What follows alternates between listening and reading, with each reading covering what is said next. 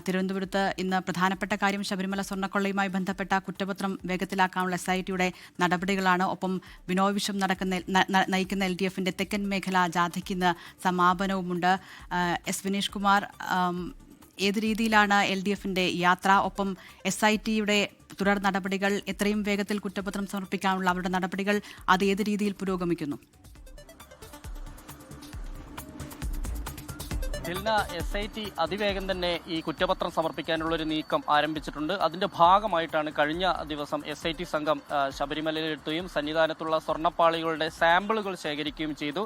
ഇതിന്റെ സാമ്പിളുകൾ ഇപ്പോൾ പരിശോധനയ്ക്ക് വേണ്ടി ജംഷഡ്പൂരിലേക്ക് അയച്ചിട്ടുണ്ട്. അവിടുന്ന് അതിന്റെ ഫലം വരുന്ന മുറയ്ക്കായിരിക്കും മറ്റ് നടപടിയുമായി മുന്നോട്ട് പോവുക. കുറ്റപത്രം സമർപ്പിക്കുന്നത് വൈകുന്നത് കൊണ്ട് തന്നെ ഇപ്പോൾ നിലവിലുള്ള പ്രതികൾക്ക് ജാമ്യം കിട്ടിക്കൊണ്ടിരിക്കുന്ന ഒരു അവസ്ഥയുണ്ട്. ഇത് എങ്ങനെയെങ്കിലും മറികടക്കേണ്ടതുണ്ട്.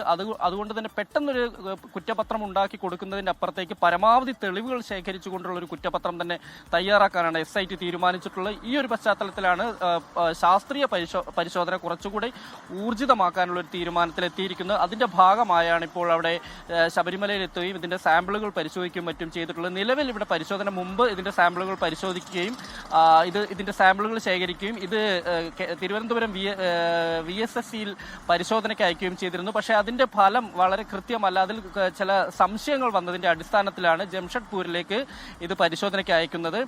മറ്റൊന്ന് വികസന മുന്നേറ്റ ജാഥയാണ്. അത് ബിനോയ് വിശ്വം നയിക്കുന്ന വികസന മുന്നേറ്റ ജാഥ ഇന്ന് തിരുവനന്തപുരം പുത്തരിക്കണ്ടം മൈതാനിയിലാണ് സമാപിക്കുന്നത്. വൈകിട്ട് 5 മണിക്കാണ്.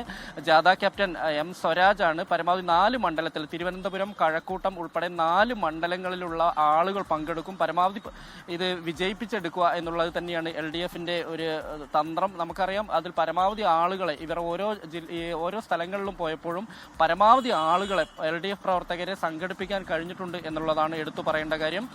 മറ്റൊന്ന് പാങ്ങോട് സൈനിക ക്യാമ്പിലെ ആനക്കൊമ്പ് മോഷണം പോയതുമായി ബന്ധപ്പെട്ടതാണ്. ഇത് സംബന്ധിച്ചുള്ള വ്യക്തമായ സൂചനകൾ പോലീസിന് ലഭിച്ചിട്ടുണ്ട് എന്നാണ് അറിയാൻ കഴിയുന്നത്. കാരണം ഈ പാങ്ങോട് ക്യാമ്പിൽ തന്നെ ഉള്ള ഒരാളാണ് ഈ ആനക്കൊമ്പ് മോഷ്ടിച്ചത് എന്നാണ് ഇപ്പോൾ പോലീസിൽ നിന്ന് നമുക്ക് ലഭ്യമാവുന്ന ഒരു വിവരം.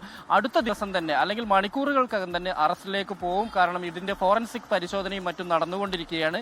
ഈ പറഞ്ഞ വ്യക്തിയുമായി ഇത് മാച്ച് ആവുകയാണെങ്കിൽ ഉടൻ തന്നെ അദ്ദേഹത്തെ അറസ്റ്റ് ചെയ്തേക്കും. നമുക്കറിയാം, ഈ ഇവന്റ് മാനേജ്മെന്റ് പ്രതിനിധികൾ ഉൾപ്പെടെ ഇവിടെ DJ പാർട്ടി നടത്തിയ സമയത്ത് എത്തിയിരുന്നു. അതിലെ ജീവനക്കാരെ ഉൾപ്പെടെ കൃത്യമായി തന്നെ പോലീസ് മൊഴിയെടുത്തിരുന്നു.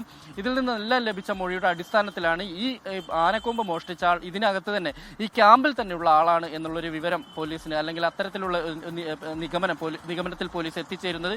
ഇതിന്റെ ഒരു പശ്ചാത്തലത്തിലാണ് അറസ്റ്റും മറ്റു നടപടികളുമായി മുന്നോട്ട് പോകാൻ പോലീസ് തീരുമാനിച്ചിട്ടുള്ളത്. ലോകത്തെവിടെയായാലും ഏത് സമയത്തും 24 വാർത്തകളും ഓഗ്മെന്റഡ് റിയാലിറ്റി പാക്കേജുകളും എക്സ്പ്ലെയിനറുകളും വിശദമായി കാണാൻ ഞങ്ങളുടെ YouTube ചാനൽ നിങ്ങൾക്ക് സബ്സ്ക്രൈബ് ചെയ്യാം.